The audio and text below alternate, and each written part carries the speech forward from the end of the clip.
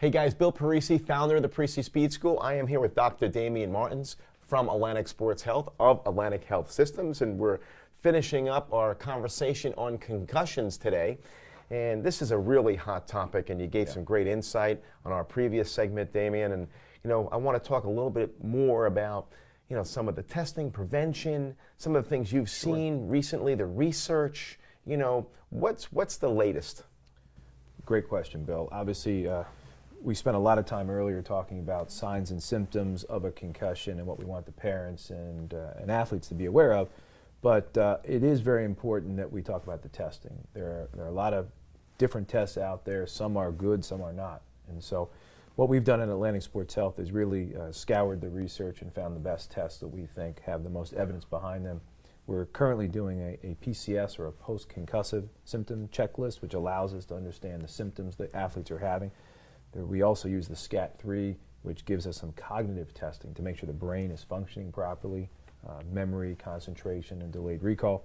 And the third component is the balance test, where we see how the vestibular system is working and how the kid's balance is doing.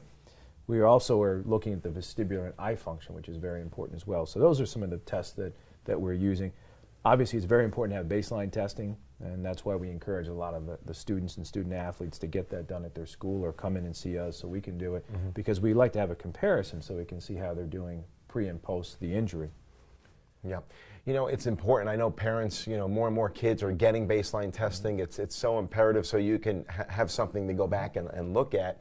How about the prevention side? I mean, what's the research saying from a prevention standpoint? I know there's some stuff on fish oil out there now, and you've been a big proponent of fish oil. Talk to us about prevention.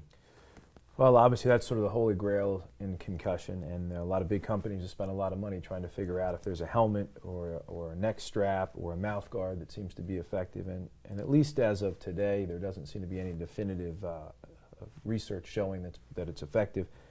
There are some things you can do. Obviously, staying hydrated is important. Being positionally aware, as you know, to know what's going on in the field is important. But there seems to be a genetic factor for some people, and maybe just bad luck in terms of getting concussion. There is some research that has been done in animals looking at fish oil. As you know, the brain is a collection of nerves, and those nerves are covered by rubber coating, if you will. That rubber coating is made up, 95% of that is made up of omega-3 or fish oil. And so a lot of the animal research has shown that it decreases the nerve damage after concussion and may have a preventative effect. So for our athletes that are at high risk or have had multiple concussions, we do recommend they try over-the-counter or prescription fish oil. At the very least, it's protecting their heart and reducing the risk of stroke, but it may have a beneficial effect at preventing. It's a pretty inexpensive insurance policy. Absolutely. To have maybe some potential insurance on that, on concussion and just general health. I mean, a lot of research on the benefits of fish oil for general health. Absolutely. So, hey, this was some great information. I know our parents really value this insight from you and from Atlantic Health. Thanks so much for joining us today. Really appreciate it. You too. Take care.